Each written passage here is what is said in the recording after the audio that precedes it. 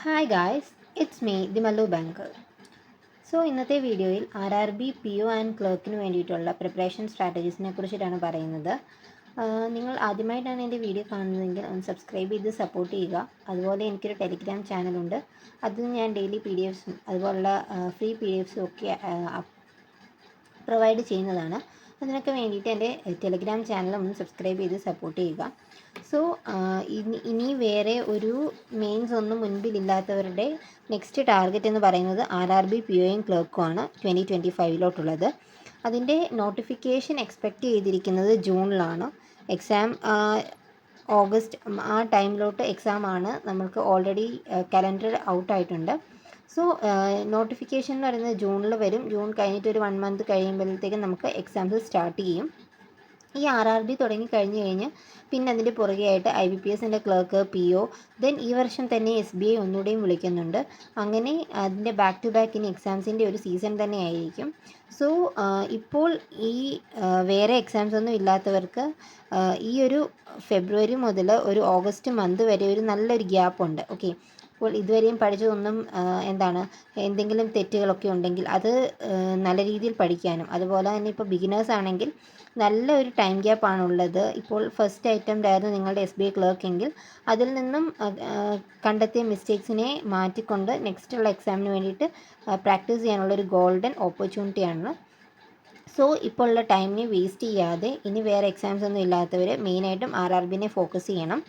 RRB exams എന്ന് പറയുന്നതാണ് നമ്മുടെ ബാങ്ക് എക്സാമിൽ ഏറ്റവും ഈസി ആയിട്ടുള്ള എക്സാം. ഓക്കെ, ക്രാക്ക് ചെയ്യാൻ ഈസി ആയിട്ടുള്ള എക്സാമാണ് RRB എന്ന് പറയുന്നത്. ഓക്കെ, ലാസ്റ്റ് ഞാനും അറ്റംപ്റ്റ് ചെയ്തിരുന്നു. രണ്ടിൻ്റെയും മെയിൻസ് വരെ പോയി. ദെൻ മെയിൻസിൽ ഞാൻ ഫെയിൽ ആവുകയായിരുന്നു ചെയ്തത്. നമുക്ക് എക്സാം പാറ്റേണിനെ കുറിച്ച് പറയാം. സാധാരണ ഇംഗ്ലീഷ്, റീസണിങ്, ക്വാൺസ് ആണ് ബാക്കി ബാങ്ക് എക്സാംസിന് വരുന്നതെങ്കിൽ RRBസിൻ്റെ പ്രീക്ക് നമ്മൾക്ക് ഇംഗ്ലീഷ് മാൻഡേറ്ററി അല്ല, ഇംഗ്ലീഷ് വരുന്നില്ല. ക്വാൺസും റീസണിങ്ങും മാത്രമാണ് RRBയുടെ പ്രിലിംസിന് വരുന്നത്. അതുകൊണ്ട് തന്നെ ഇംഗ്ലീഷ് വീക്കായിട്ടുള്ളവർക്ക് എല്ലാവർക്കും പഠിച്ച് നേടാൻ പറ്റുന്ന ഒരു എക്സാമാണ് RRB എന്ന് പറയുന്നത്.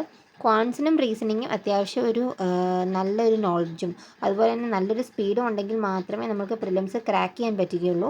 ഔട്ട് ഓഫ് 80 ആയിരിക്കും മാർക്സ് വരുന്നത്. കഴിഞ്ഞ വർഷം മുതൽ കോമ്പോസിറ്റ് ടൈം ആയിരുന്നത് മാറ്റിയിട്ട് സെപ്പറേറ്റ് സെക്ഷണൽ ടൈമിങ് വന്നിട്ടുണ്ട്. ഓക്കെ, ക്വാൺസും റീസണിങ്ങും എന്ന് പറയുന്നത് ഭയങ്കരമായിട്ട് ഡിഫിക്കൽട്ടി ആയിട്ടുള്ള ക്വസ്റ്റ്യൻസ് ഒന്നും അല്ലായിരിക്കും ചോദിക്കുന്നത്. ഇപ്പോൾ RRB POയുടെ കേസിലാണെങ്കിൽ ഒരു IBPS PO ലെവൽ പോലുള്ള ക്വസ്റ്റ്യൻസ് ഒന്നുമേ വരികയില്ല. ഓക്കെ, ദെൻ ഒരു ക്ലർക്കിനേക്കാൾ ഒരു ഹയർ ലെവൽ അന്ന് മാത്രമേ ഉള്ളൂ. ഡുവബിൾ ആയിട്ടുള്ള ക്വസ്റ്റ്യൻസ് ആയിരിക്കും. ആ ഒരു ടൈം ലിമിറ്റ് കീപ്പ് ചെയ്യാൻ മാത്രം പഠിച്ചാൽ മതി. ദെൻ RRB ക്ലർക്ക് എന്ന് പറയുന്നത് RB അസിസ്റ്റൻറ്റ് പോലുള്ള വളരെ സിമ്പിളായിട്ടുള്ള എക്സാമാണ്. ജസ്റ്റ് സെക്കൻഡ്സ് കൊണ്ട് തന്നെ നമുക്ക് പ്രോബ്ലംസ് സോൾവ് ചെയ്യാൻ പറ്റുന്ന ടൈപ്പ് ക്വസ്റ്റ്യൻസ് ആയിരിക്കും ക്വാൺസിൽ വരുന്നത്. അപ്പോൾ തന്നെ കോമ്പറ്റീഷൻ വളരെ കൂടുതലായിരിക്കും. ഓക്കെ, എക്സാം എളുപ്പമായതുകൊണ്ട് തന്നെ കോമ്പറ്റീഷൻ വളരെ കൂടുതലായിരിക്കും. വേക്കൻസീസും അതിനനുസരിച്ച് നമുക്കറിയില്ല. അത് നോട്ടിഫിക്കേഷൻ വരുമ്പോൾ മാത്രമേ വേക്കൻസീസിൻ്റെ കാര്യം പറയാൻ പറ്റുകയുള്ളൂ. എന്നാലും ഹൈ കട്ട് ഓഫ് ആയിരിക്കും വരുന്നത്. ഓക്കെ, ഹൈ കട്ട് ഓഫ് ആയിരിക്കും ഉള്ളത്. അതാണ് ഇതിൻ്റെ ഒരു മെയിൻ ആയിട്ടുള്ളൊരു പോയിൻ്റ് എന്ന് പറയുന്നത്. എല്ലാ കുട്ടികളും എക്സാം എഴുതുന്നതുകൊണ്ട് തന്നെ, അതുപോലെ തന്നെ എല്ലാവരും പഠിച്ചിട്ട് എഴുതുന്നവർക്ക് കിട്ടാനുള്ള ചാൻസസും കൂടുതലുള്ളത് കൊണ്ട് തന്നെ എഴുതുന്നവരൊക്കെ നല്ല പ്രിപ്പയർ ചെയ്തിട്ടായിരിക്കും പഠിക്കുന്നത്. അതുകൊണ്ട് തന്നെ നിങ്ങൾ ഇപ്പോൾ RRB ഫോക്കസ് ചെയ്ത് പഠിക്കുന്നുണ്ട് എങ്കിൽ തീർച്ചയായിട്ടും നല്ല രീതിയിലുള്ളൊരു പ്രിപ്പറേഷൻ തുടങ്ങണം. ഇപ്പോൾ ബിഗിനേഴ്സ് ആയിട്ടുള്ളവരാണെങ്കിൽ അവരെന്തൊക്കെ ചെയ്യണമെന്ന് നമുക്ക് നോക്കാം. ബിഗിനേഴ്സ് ആയിട്ടുള്ളവരാണെങ്കിൽ ഇപ്പോൾ ആദ്യത്തെ ഈ 2 മാസം കൊണ്ട് ഫുൾ ബേസിക്സും കവർ ചെയ്യുക. ഓക്കെ, ഇപ്പോൾ മാർച്ച് മാസത്തിൻ്റെ അവസാനമായിട്ടുണ്ട്. ഇനി നമുക്ക് വരാൻ പോകുന്നത് ഏപ്രിലാണ്. Okay, April, May, June, July. Okay, ജൂണിലായിരിക്കും നമ്മുടെ എക്സ്പെക്റ്റഡ് നോട്ടിഫിക്കേഷൻ വരുന്നത്. അപ്പോൾ നോട്ടിഫിക്കേഷന് മുമ്പായിട്ട്, അതായത് ഏപ്രിൽ, മെയ് ഈ 2 മാസം കൊണ്ട് തന്നെ ബേസിക്സ് ക്ലിയർ ചെയ്യുക.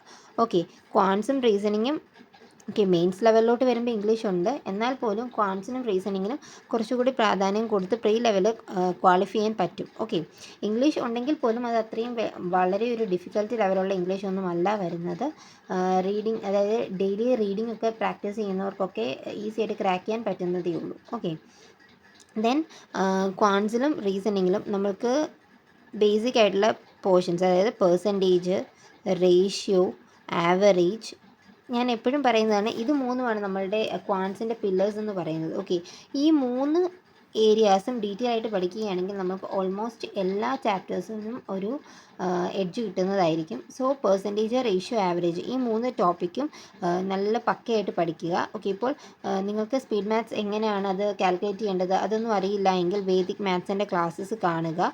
അതിന് മുൻപ് ഓരോ സോഴ്സസും ഏതൊക്കെ ടീച്ചേഴ്സാണ് അതിനൊക്കെ ഫോളോ ചെയ്യേണ്ടത് എന്നുള്ള ഡീറ്റെയിൽഡ് വീഡിയോ ഒക്കെ ഞാൻ നേരത്തെയും ചെയ്തിട്ടുണ്ട്. ഓക്കെ, ബിഗിനർ ആണെങ്കിൽ നിങ്ങൾ അഡ്ഡ ഫോളോ ചെയ്യുന്നതായിരിക്കും ഏറ്റവും നല്ലത്, ഹിന്ദി അഡ്ഡ. സോ വേദിക് മാത്സിൻ്റെ ക്ലാസ്സസ് കാണുക. ദെൻ പേഴ്സൻറ്റേജ്, റേഷ്യോ, ആവറേജ് ഈ ചാപ്റ്റേഴ്സൊക്കെ ഒരു 1 വീക്ക് കൊണ്ട് തീർക്കാൻ ശ്രമിക്കുക. ഓക്കെ, പറ്റില്ല എങ്കിൽ സാരമില്ല, സമയം എടുത്താണെങ്കിലും എന്ത് ചെയ്യുക, പോർഷൻസ് പഠിക്കുന്നത് നല്ല പക്കയായിട്ട് തന്നെ പഠിക്കണം. ദെൻ അത് പഠിച്ചതിന് ശേഷം എന്ത് ചെയ്യുക, ആ വീഡിയോ ഓക്കെ തന്നെ പഠിക്കാൻ പറ്റുന്നില്ല എങ്കിൽ വീഡിയോ ക്ലാസ്സസിനെ ഉറപ്പായിട്ടും ഡിപ്പെൻഡ് ചെയ്യണം. വീഡിയോ ക്ലാസ്സസ് വെച്ചിട്ട് എന്ത് ചെയ്യുക, പ്രാക്ടീസ് ചെയ്തതിന് ശേഷം സെൽഫ് പ്രാക്ടീസിലോട്ട് വരാം. ഇപ്പോൾ ഒരു 3 ഡേയ്സ് മാക്സിമം വേണ്ടി വരും. ഇപ്പോൾ ഒരു പെർസെൻറ്റേജ് എന്ന് പറയുന്ന ഒരു ചാപ്റ്ററിന് മേ ബി ഒരു 2 ഡേ മതിയായിരിക്കും. അതിൻ്റെ കൂടെ നമ്മൾ റീസണിങ് കൂടെ ചെയ്യുകയാണെങ്കിൽ. ഓക്കെ, ദെൻ ആ ഒരു 2 ദിവസം കൊണ്ട് എന്ത് ചെയ്യുക, പ്രിലിംസ് ടു മെയിൻസ് ലെവലുള്ള ക്വസ്റ്റ്യൻസ് എല്ലാം പ്രാക്ടീസ് ചെയ്യുക വീഡിയോ ക്ലാസ്സസ് വെച്ചിട്ട്. ദെൻ അത് കഴിഞ്ഞിട്ട് സെൽഫ് പ്രാക്ടീസ്, ഒരു ദിവസം സെൽഫ് പ്രാക്ടീസ്. അങ്ങനെ ഒരു ചാപ്റ്ററിന് 3 ദിവസം എന്നുള്ള രീതിയിൽ പറ്റുമോ എന്ന് നോക്കുക. ഒരു ചാപ്റ്ററിന് 3 ദിവസം എന്നുള്ള രീതിയിൽ പറ്റുമോ എന്ന് നോക്കുക. പറ്റില്ലെങ്കിൽ കുറച്ചുകൂടി ടൈം എടുത്താലും കുഴപ്പമില്ല, പഠിക്കുന്നത് നല്ല ക്ലിയർ ആയിട്ട് തന്നെ പഠിക്കണം. ദെൻ അത് കഴിഞ്ഞിട്ട് പ്രാക്ടീസ് ചെയ്താൽ മതി. ഓക്കെ, ദെൻ എന്താണ് സ്പീഡ് മാത്സിൻ്റെ ഏരിയാസ്, അതായത് ഡെയിലി ബേസിസിൽ multiplication table, square roots, then addition, multiplication ഇങ്ങനെയുള്ള കാര്യങ്ങളൊക്കെ ഡെയിലി ബേസിസിൽ എന്ത് ചെയ്യണം, പ്രാക്ടീസ് ചെയ്യണം. കാരണം RRB എന്ന് പറയുന്ന സ്പീഡ് കൊണ്ട് കളിക്കുന്ന ഒരു എക്സാമാണ്. സോ നല്ല സ്പീഡിൻ്റെ ആവശ്യമുണ്ട്. അതുകൊണ്ട് തന്നെ നിങ്ങളുടെ കാൽക്കുലേഷൻ സ്പീഡൊക്കെ അത്രയും നല്ലതാണെങ്കിൽ മാത്രമേ ആ എക്സാമിലോട്ട് നമുക്ക് പ്രീ ക്വാളിഫൈ ചെയ്യാൻ പറ്റുകയുള്ളൂ. സോ അതുകൊണ്ട് തന്നെ എന്ത് ചെയ്യുക, സ്പീഡ് മാത്സ് അതായത് multiplication table, then squares, Roots, അതുപോലെ തന്നെ അഡീഷൻ, മൾട്ടിപ്ലിക്കേഷനൊക്കെ ചെയ്യാൻ ഞാനൊരു ആപ്പിൻ്റെ കാര്യം ഓൾറെഡി പറഞ്ഞിട്ടുണ്ടായിരുന്നു, മാത്സ് ട്രിക്ക് ആപ്പ്. അത് ഡൗൺലോഡ് ചെയ്ത് ജസ്റ്റ് നിങ്ങൾക്ക് ഫ്രീ ടൈം കിട്ടുമ്പോൾ എന്ത് ചെയ്യുക, ഇതുപോലെ ജസ്റ്റ് സിമ്പിൾ കാൽക്കുലേഷൻ ആണെങ്കിലും മൈൻഡ് കൊണ്ട് ചെയ്ത് നോക്കുക. Okay, pen and paper use ചെയ്യാതെ ചെയ്ത് നോക്കുക. നിങ്ങൾ ബിഗിനേഴ്സ് ആയതുകൊണ്ട് തന്നെ വേദിക് മാത്സിൻ്റെ വൈറൽ മാത്സിൻ്റെ ക്ലാസ്സസ് നവനീത് സാറിൻ്റെ അവൈലബിൾ ആണ്, അത് കണ്ടു നോക്കുക. അതൊരു 1 വീക്ക് കണ്ടാൽ മതി. അത് കാണുമ്പോൾ തന്നെ നിങ്ങൾക്ക് സ്പീഡ് ഇമ്പ്രൂവ് ആവുന്നതായിരിക്കും. സോ വൈറൽ മാത്സിൻ്റെ ക്ലാസ്സസ് നവനീത് സാറിൻ്റെയാണ്, ആ ക്ലാസ്സസ് ഫോളോ ചെയ്യുക. ഓക്കെ, ഇങ്ങനെ ഓരോ ബണ്ടിലായിട്ട് എന്ത് ചെയ്യുക, ഓരോ ഏരിയാസും കവർ ചെയ്യുക. ഇപ്പോൾ ക്വാൻസിൻ്റെയൊക്കെ ടോപ്പിക് വൈസ് എന്താണ് PDF ഒക്കെ അവൈലബിൾ ആണ്. അതിൽ നിന്നും ഏതൊക്കെ ടോപ്പിക്കാണ് നമ്മൾക്ക് എക്സാമിന് വരുന്നതെന്ന് മനസ്സിലാക്കിയിട്ട് എന്ത് ചെയ്യുക, ആ ഒരു വെയിറ്റേജ് വെച്ചിട്ട് എന്ത് ചെയ്യുക, ക്ലാസ്സസ് പഠിച്ച് വരിക. ഓക്കെ, ദെൻ റീസണിങ്ങിൽ മെയിനായിട്ടും പസിൽസിനും സീറ്റിംഗ് അറേഞ്ച്മെൻറ്റിനുമാണ് പ്രാധാന്യം കൊടുക്കേണ്ടത്.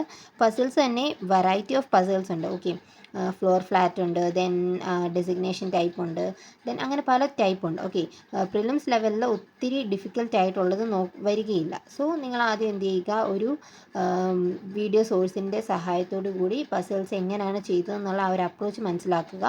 ദെൻ ഗൈലിയുടെ ഒക്കെ ഫ്രീ PDFs അവൈലബിൾ ആണ്. അതല്ലാണ്ട് ഞാൻ ടെലിഗ്രാമിലൊക്കെ ധാരാളം PDFs അവൈലബിൾ ആക്കിയിട്ടുണ്ട്. നിങ്ങൾ സെർച്ച് ചെയ്ത് നോക്കിയാൽ മതി, നിങ്ങൾക്ക് കിട്ടുന്നതായിരിക്കും. സോ അതൊക്കെ എന്ത് ചെയ്യുക, യൂട്ടിലൈസ് ചെയ്യുക.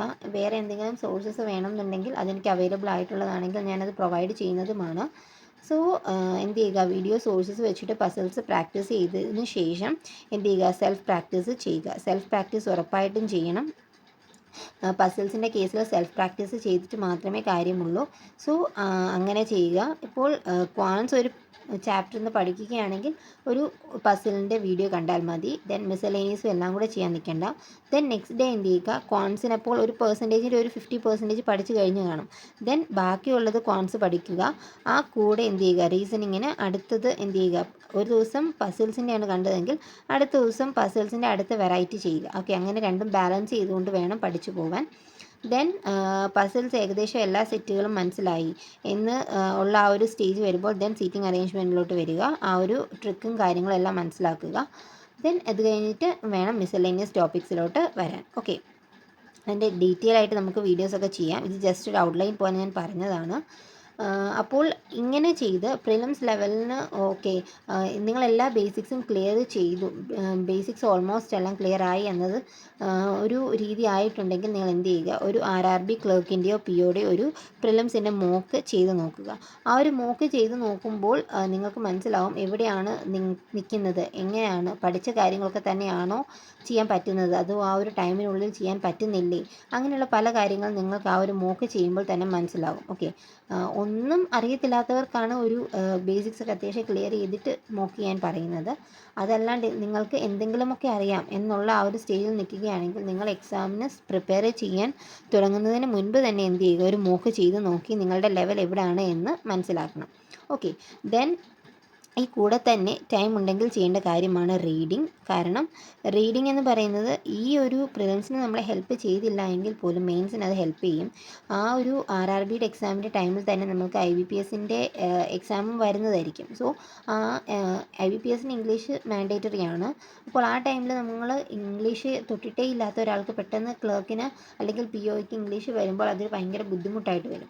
സോ എന്ത് ചെയ്യുക, ജസ്റ്റ് വേറെ ഒന്നും ചെയ്തില്ല എങ്കിലും ജസ്റ്റ് റീഡിങ് മാത്രം ചെയ്യുക. ഒരു ബുക്കോ അല്ലെങ്കിൽ ഒരു പാസേജോ അല്ലെങ്കിൽ ജസ്റ്റ് ഒരു എഡിറ്റോറിയൽ ജസ്റ്റ് എന്ത് ചെയ്യുക, അത് ഡെയിലി ഒരെണ്ണമെങ്കിലും എന്ത് ചെയ്യുക, റീഡ് ചെയ്യുക.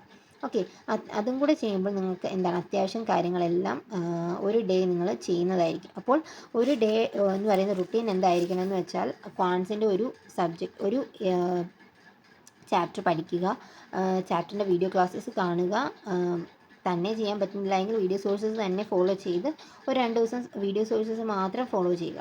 ദെൻ അത് കഴിഞ്ഞിട്ട് വേണം എന്ത് ചെയ്യുക, സെൽഫ് പ്രാക്ടീസ് ചെയ്യാൻ. ഒന്നെങ്കിൽ ക്വിസസ് വഴിയോ, അതല്ല എങ്കിൽ ഇപ്പോൾ ടൈമറിൻ്റെ യൂസ് ചെയ്തില്ലെങ്കിലും കുഴപ്പമില്ല, അതല്ലാണ്ട് നമ്മൾക്ക് ചെക്ക് ലിസ്റ്റൊക്കെ അവൈലബിൾ ആണ്, ആഷിഷ് സാറിൻ്റെ ഒക്കെ, അത് ചെയ്താലും മതി. ഓക്കെ, അതിൽ നിങ്ങൾക്ക് സ്പീഡ് മാത്സിൻ്റെ ക്ലാസ്സസ് കിട്ടും. ഞാൻ ഒരു ഓൾമോസ്റ്റ് കുറേ നാളുകൾ ഞാൻ ആ ചെക്ക് ലിസ്റ്റ് വെച്ച് നല്ല സോൾവ് ചെയ്യുമായിരുന്നു. ഓക്കെ, നമ്മളുടെ സ്പീഡ് ഇമ്പ്രൂവ് ആവാൻ അത് വളരെ ഹെൽപ്പ് ചെയ്യും.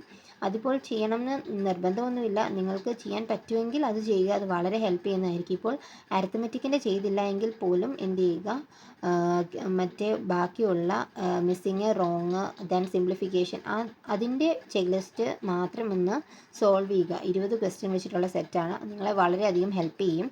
ദെൻ നെക്സ്റ്റ് ആണ് DI. ഈ ഒരു നമ്മളുടെ ഏരിയാസൊക്കെ ചാപ്റ്റേഴ്സ് എല്ലാം കവർ ചെയ്തു എന്ന് കണ്ടത് കഴിഞ്ഞിട്ട് നിങ്ങൾ എന്ത് ചെയ്താൽ മതി, DI സ്റ്റാർട്ട് ചെയ്താൽ മതി. DI ഇപ്പോൾ അത്യാവശ്യം ചെയ്യാൻ അറിയാവുന്നവരൊക്കെ ആണെങ്കിൽ ആ കൂടെ തന്നെ ചെയ്താലും കുഴപ്പമില്ല. ആക്ച്വലി എൻ്റെ കേസിൽ ഇപ്പോൾ പലരും പറയും ഒരു 5 DI പ്രാക്ടീസ് ചെയ്യണം, അങ്ങനെ ചെയ്യണം എന്നൊക്കെ. ബട്ട് ഞാൻ എൻ്റെ കേസിൽ DIക്ക് അങ്ങനെ സെപ്പറേറ്റ് പ്രാക്ടീസ് ഒന്നും കൊടുത്തിട്ടില്ല. ഒന്നെങ്കിൽ സെക്ഷണൽസ് ചെയ്യുമ്പോഴോ അല്ലെങ്കിൽ മോക്ക് ചെയ്യുമ്പോഴോ DI വരും, അതിനെ പ്രാക്ടീസ് ചെയ്യും, അതാണ് ചെയ്യാറുള്ളത്. ആ ഒരു അപ്രോച്ച് മനസ്സിലാക്കി കഴിഞ്ഞ് കഴിഞ്ഞാൽ പ്രിലിംസ് ലെവൽ DIs ഒക്കെ വളരെ സിമ്പിളാണ്. സോ നിങ്ങൾക്ക് അങ്ങനെ പറ്റുന്നില്ല എങ്കിൽ പ്രിലിംസ് ലെവൽ DIയുടെ ഒക്കെ വീഡിയോ ക്ലാസ്സസ് അവൈലബിൾ ആണ്, ആ ക്ലാസ്സസ് കണ്ടു നോക്കാം. അതല്ല എങ്കിൽ എന്ത് ചെയ്യുക, ജസ്റ്റ് സെക്ഷണൽസ് ചെയ്യുമ്പോഴോ അങ്ങനെയുള്ളപ്പോൾ എന്ത് ചെയ്താൽ മതി, DIs ചെയ്താൽ മതി. ഓക്കെ, ഇത് ജസ്റ്റ് ബിഗിനേഴ്സിന് വേണ്ടി മാത്രമുള്ളൊരു പ്ലാനാണ്. അപ്പോൾ എന്താണ്, ഇത്രയുമൊക്കെ ചെയ്ത് കഴിഞ്ഞിട്ട് ഒരു ജൂൺ മന്തിലോട്ട് വരുമ്പോൾ നിങ്ങൾ അത്യാവശ്യം പ്രിലിംസ് ക്വാളിഫൈ ചെയ്യാൻ പ്രാപ്തരായി. അതായത് ഇപ്പോൾ കട്ട് ഓഫ് ഒരു ലാസ്റ്റ് ഇയർ ഐ തിങ്ക് 55 അടുത്തെങ്ങാണ്ടായി, 53 ആയിരുന്നു പിയോടെ കട്ട് ഓഫ്. സോ ആ ഒരു 50 റേഞ്ചിലോട്ട് നിങ്ങളുടെ മാർക്സ് വരുന്നുണ്ട് എങ്കിൽ ദെൻ നിങ്ങൾക്ക് എന്ത് ചെയ്യാം, മെയിൻസിൻ്റെ പ്രിപ്പറേഷൻ സ്റ്റാർട്ട് ചെയ്യാവുന്നതാണ്. ഓക്കെ, സോ ഇതെൻ്റെ RRBയുടെ ലാസ്റ്റ് ഇയറിലെ പിയോടെ പ്രിലിംസിൻ്റെ സ്കോർ കാർഡാണ്. ഓക്കെ, ലാസ്റ്റ് ഇയറിൽ OBCയിൽ 50, OBC ആണെങ്കിലും ജനറലും അടുത്ത് തന്നെയാണെന്നാണ് എനിക്ക് തോന്നുന്നത്. 53 ആയിരുന്നു കട്ട് ഓഫ്, എനിക്ക് 55 ആണ് കിട്ടിയത്. റീസണിങ്ങിൽ 37ഉം ക്വാൻസിൽ 18ഉം ആയിരുന്നു എനിക്ക് കിട്ടിയ സ്കോർസ് എന്ന് പറയുന്നത്. സോ നിങ്ങൾ പ്രാക്ടീസ് ചെയ്യുമ്പോഴും ആ ഒരു 53, ഓക്കെ, ഈ വർഷത്തെ ഇനി വേക്കൻസീസ് കൂടുതലാണോ കുറവാണോ എന്നൊന്നും നമുക്ക് അറിയുകയില്ല. എന്നാലും ഒരു 50 റേഞ്ച് കിട്ടുന്ന ആ ഒരു സ്റ്റേജ് വരെ നിങ്ങൾ എന്ത് ചെയ്യുക, പ്രിലിംസിനെ തന്നെ ഫോക്കസ് ചെയ്ത് പ്രാക്ടീസ് ചെയ്യുക. ദെൻ അത് കഴിഞ്ഞിട്ട് ആ ഒരു ഏകദേശം 90% ആയാലും അതുപോലെ തന്നെ നല്ല ആക്യുറസി, സ്പീഡ് ഒക്കെ കിട്ടുന്ന ആ ഒരു ഘട്ടത്തിൽ നിങ്ങൾ എന്ത് ചെയ്യുക, മെയിൻസിലോട്ട് വരിക. ഓക്കെ, ദെൻ നെക്സ്റ്റ് ഞാൻ എൻ്റെ ക്ലർക്കിൻ്റെയും കൂടെ പ്രിലിംസിൻ്റെ സ്കോർ കാർഡ് കാണിക്കാം. സോ ഇതാണ് എൻ്റെ പ്രിലിംസിൻ്റെ RRB ക്ലർക്കിൻ്റെ സ്കോർ കാർഡ്. 74.75 out of 80. നോക്കണം, RRBയുടെ ആ ഒരു കട്ട് ഓഫിൻ്റെ റേഞ്ച് നോക്കണം. ഓക്കെ, ഔട്ട് ഓഫ് 80 74.75 ആയിരുന്നു കട്ട് ഓഫ് വന്നത്. ആൻഡ് എൻ്റെ സ്കോർ എന്ന് പറയുന്നത് 75.75 ആയിരുന്നു. ഓക്കെ, ദെൻ അതിൽ തന്നെ എനിക്ക് റീസണിങ്ങിന് 39ഉം അതുപോലെ തന്നെ ക്വാൺസിന് 36.75ഉം കിട്ടിയിരുന്നു. വളരെ നല്ലൊരു സ്കോർ ആയിരുന്നു ക്ലർക്കിന്. സോ അപ്പോൾ അത്രയും ഈസി ലെവൽ ക്വസ്റ്റ്യൻസ് ആയിരുന്നു. ഓക്കെ, വളരെ ഈസി ആയിട്ടുള്ള ക്വസ്റ്റ്യൻസ് ആയിരുന്നു. ഇപ്പോൾ നമ്മൾ 80 ഔട്ട് ഓഫ് 80 അറ്റംപ്റ്റ് ചെയ്താലും ചിലപ്പോൾ നെഗറ്റീവ്സ്, അതായത് സിമ്പിൾ കാൽക്കുലേഷൻ, ഇപ്പോൾ സ്പീഡ് മാത്സ് ചെയ്യുവാണ്, അഡീഷൻ ചെയ്യുമ്പോൾ 8+5 പെട്ടെന്ന് കൂട്ടുമ്പോൾ 13 കിട്ടിയില്ല, 14 ആണ് കിട്ടിയെങ്കിൽ ആ ഒരു 14ഉം ആ ഒരു ആൻസർ നമുക്ക് ഓപ്ഷൻസിൽ കാണും. അപ്പോൾ ജസ്റ്റ് 14 മാർക്ക് ചെയ്താൽ നമുക്ക് നെഗറ്റീവ് ആയിപ്പോയി. അങ്ങനെയാണ് നമ്മൾ ഒട്ടുമിക്ക ആൾക്കാർക്ക് നെഗറ്റീവ്സ് പോലും വരുന്നത്. സോ ചെയ്യുന്ന കാര്യങ്ങൾ നല്ല ആക്യുറേറ്റ് ആയിട്ട് ചെയ്യേണ്ട കാര്യമാണ് RRBയിൽ മെയിനായിട്ടുള്ളത്. ഓക്കെ, അപ്പോൾ ഇത്രയും കാര്യങ്ങളാണ് എനിക്ക് ഇന്ന് പറയാനുള്ളത്. ഇത് ബിഗിനേഴ്സിന് വേണ്ടിയിട്ട് മാത്രമുള്ളൊരു, അതായത് ഒരു സ്ട്രാറ്റജി എന്നുള്ളതേ ഉള്ളൂ, ഒരു ഡീറ്റെയിൽഡ് വീഡിയോ അല്ല, ജസ്റ്റ് ഒരു ഔട്ട്ലൈൻ പോലെ മാത്രം പറഞ്ഞു തന്നതാണ്. അപ്പോൾ നിങ്ങൾക്ക് വേണമെന്നുണ്ടെങ്കിൽ ഞാൻ ഫുൾ ഇന്ന സമയങ്ങൾ ഇത് പഠിക്കണം എന്നുള്ള രീതിയിലൊരു ഫുൾ സ്ട്രാറ്റജി വീഡിയോ ആയിട്ട് അല്ലെങ്കിൽ ഒരു ഡീറ്റെയിൽ വീഡിയോ ആയിട്ട് വരാം. സോ നിങ്ങൾക്ക് എന്ത് ആവശ്യമുണ്ടെങ്കിലും താഴെ കമൻറ്റ് ചെയ്താൽ മതി. So thank you for watching. By.